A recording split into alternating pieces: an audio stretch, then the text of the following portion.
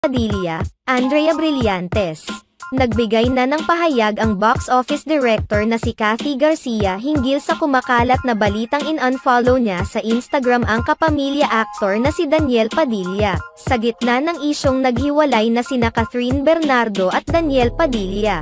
Kamakailan lamang, napansin ng ilang mga netizens na hindi naka-follow sa official Instagram account ni Daniel Padilla si Kathy Garcia. Kinunan ito ng screenshot at ipinakalat naman sa ibang social media platforms. Makikita rin sa mga nasabing screenshot na naka-follow naman si Direk Kathy Garcia kay Catherine Bernardo. Samantala, makikita namang naka-follow si Daniel Padilla kay Kathy Garcia. Dahil dito, nagkaroon ng iba't ibang espekulasyon ang ilang mga netizens hinggil sa umano'y pag-unfollow ni Direk Kathy kay Daniel Padilla, gayong hindi naman lingid sa kaalaman ng lahat na malapit sila sa